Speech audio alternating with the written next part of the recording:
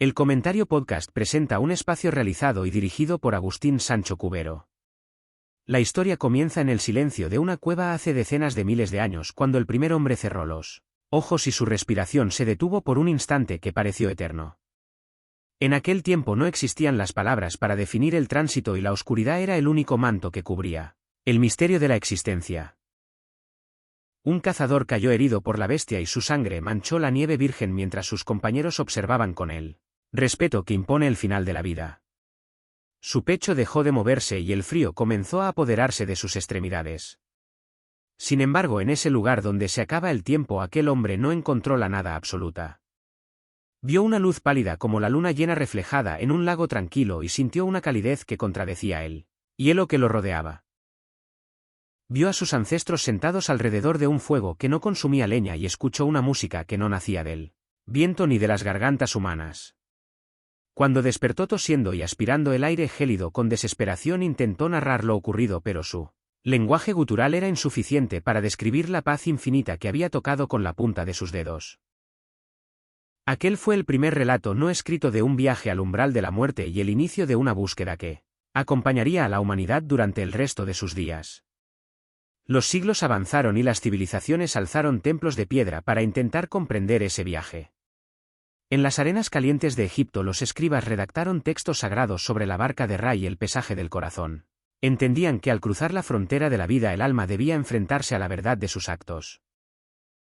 No hablaban de neuronas ni de falta de oxígeno, sino de un pájaro con rostro humano que abandonaba el cuerpo físico para volar hacia el horizonte occidental.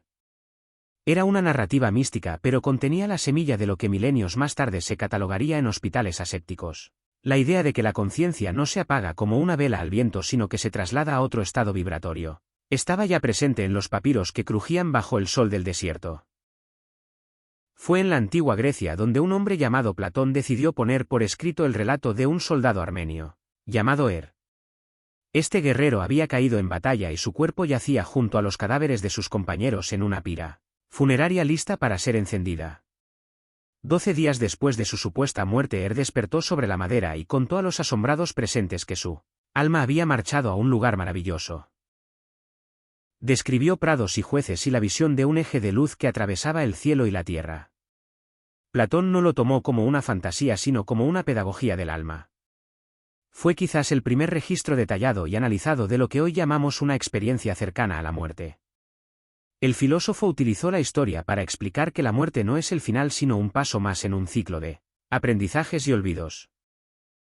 La rueda de la historia siguió girando y la Edad Media cubrió el mundo con su manto de fe y temores. Los monjes en sus celdas frías y los santos en sus éxtasis reportaban visiones similares. San Beda el Venerable escribió sobre un hombre que murió al anochecer y revivió al amanecer. Aquel resucitado había caminado por un valle de tinieblas hacia una luz resplandeciente y había visto prados de flores fragantes donde las almas descansaban vestidas de blanco. Los pintores como el Bosco plasmaron en sus tablas la ascensión de los bienaventurados hacia un túnel cilíndrico, al final del cual les esperaba una claridad divina. No sabían que estaban dibujando una constante neurobiológica o espiritual que se repetiría en todas las culturas y épocas. Para ellos era simplemente la geografía del más allá. La interpretación era religiosa, pero el fenómeno era humano y universal. Llegó la era de la razón y con ella el intento de medir y pesar el mundo. En el siglo XIX la ciencia comenzó a mirar con curiosidad los relatos de aquellos que volvían de la tumba. Fue un geólogo suizo llamado Albert Heim quien dio el primer paso hacia una aproximación científica. Heim era un amante de las montañas y un escalador experimentado. Un día durante un ascenso una ráfaga de viento o un mal paso lo precipitaron al vacío. Mientras caía esperando el impacto fatal no sintió miedo. El tiempo se dilató de una manera imposible y en esos segundos que duraron horas vio pasar toda su vida como una película proyectada en una pantalla mental. Recordó su infancia y vio el rostro de su madre y sintió una paz absoluta que eliminaba cualquier rastro de dolor. Heim sobrevivió milagrosamente a la caída y decidió dedicar años a recopilar testimonios de otros escaladores y supervivientes de accidentes. Descubrió que su experiencia no era única. La mayoría describía esa misma calma y esa misma claridad mental ante la inminencia del fin. Publicó sus hallazgos y aunque la comunidad científica de la época lo miró con escepticismo, había sembrado una duda razonable sobre la naturaleza de la conciencia en los momentos finales. El siglo XX trajo consigo el ruido de las guerras mundiales y el avance vertiginoso de la tecnología médica. La muerte dejó de ser un evento doméstico para convertirse en un proceso clínico gestionado en hospitales. Y fue entonces cuando ocurrió la paradoja. Las máquinas diseñadas para reanimar el corazón y mantener la respiración artificialmente empezaron a traer de vuelta a personas que en cualquier otro siglo habrían sido enterradas. Estos viajeros retornados comenzaron a hablar. Al principio lo hacían en susurros y con miedo a ser tomados por locos. Le contaban a las enfermeras que los cuidaban en la noche que habían flotado sobre sus propios cuerpos y que habían visto a los médicos trabajar frenéticamente sobre su carne inerte. Describían los instrumentos utilizados y repetían conversaciones que habían ocurrido mientras su cerebro no registraba actividad alguna. El punto de inflexión llegó en el año 1975. Un joven psiquiatra y filósofo llamado Raymond Moody publicó un libro que cambiaría para siempre la conversación sobre la muerte. Su obra titulada Vida después de la vida no era un tratado religioso ni una novela de ficción. Era una recopilación metódica de 150 casos de personas que habían sido declaradas clínicamente muertas y habían regresado. Moody tuvo la audacia de escuchar sin juzgar. Y al escuchar encontró un patrón que desafiaba la casualidad. No importaba si el paciente era un ateo convencido o un creyente devoto, ni importaba su cultura o su nivel educativo. Los elementos de la narrativa se repetían con una consistencia asombrosa. Moody acuñó el término experiencia cercana a la muerte y describió sus fases como quien describe un mapa de carreteras. Primero la inefabilidad y la imposibilidad de poner en palabras lo sentido. Luego la sensación de paz y la ausencia de dolor. Después el sonido de un zumbido o una campanada seguido de la experiencia de salir fuera del cuerpo. Los pacientes relataban verse a sí mismos desde el techo de la habitación como espectadores de su propio drama. Luego venía el túnel oscuro y la sensación de moverse a gran velocidad hacia un punto de luz. Y al final esa luz. Una luz que no era física sino una entidad de amor y comprensión total. Muchos hablaban de un encuentro con seres queridos fallecidos o con una figura luminosa que les hacía una pregunta, sin palabras, sobre qué habían hecho con su vida. Y entonces llegaba la revisión panorámica. En un instante el individuo revivía cada momento de su existencia, pero no solo desde su perspectiva, sino sintiendo el efecto que sus acciones habían tenido en los demás. Sentían el dolor que habían causado y la alegría que habían compartido. Finalmente llegaban a una frontera o un límite y se les decía que no era su momento. El regreso al cuerpo solía ser doloroso y pesado como volver a ponerse un traje de plomo. El libro de Moody causó una explosión cultural y científica.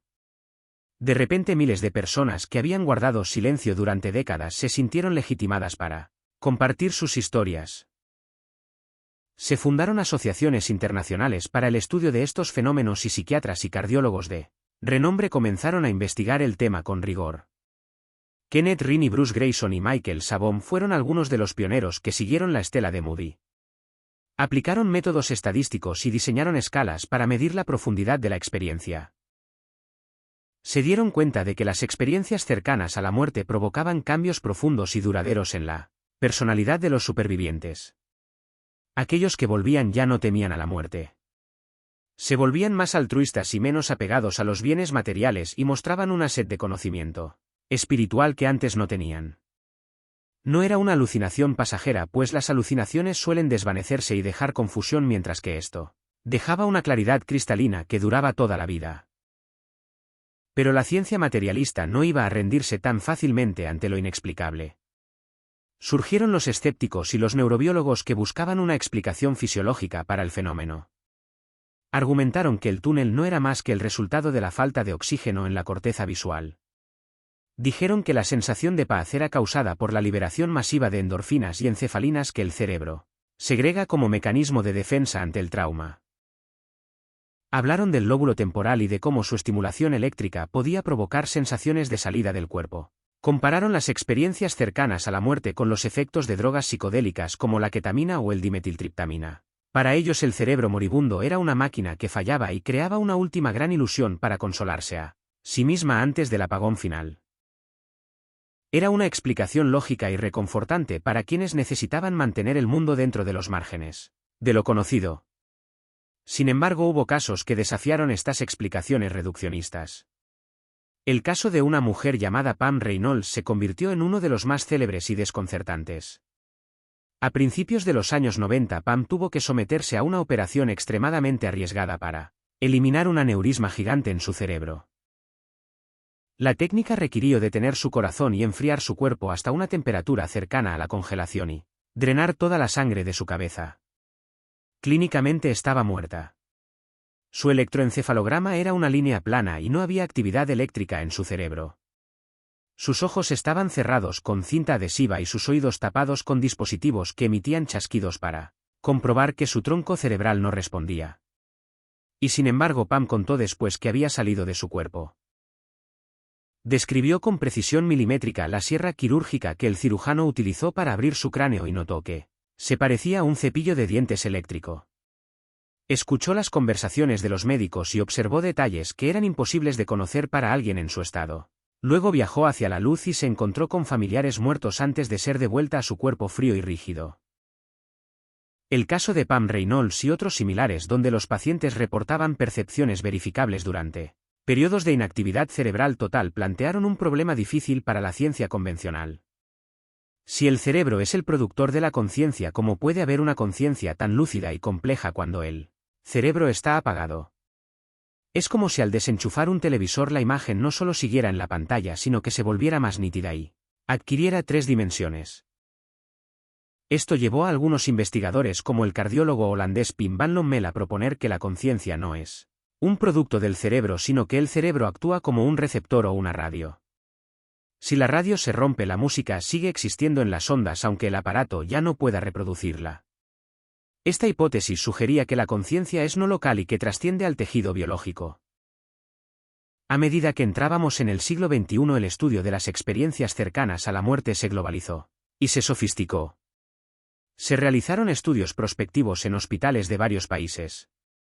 Se entrevistó a miles de supervivientes de paros cardíacos. Se descubrió que las experiencias no eran exclusivas de Occidente, sino que aparecían en todas las culturas, aunque vestidas con los ropajes de cada tradición.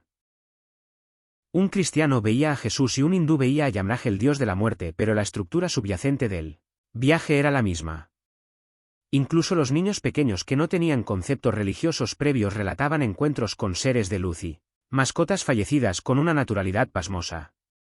También se estudiaron las experiencias negativas, pues no todo era luz y amor.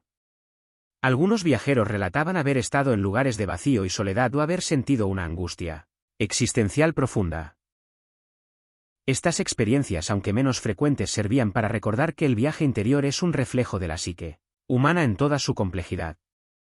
Sin embargo, la gran mayoría de los testimonios seguían apuntando hacia una realidad de interconexión y esperanza.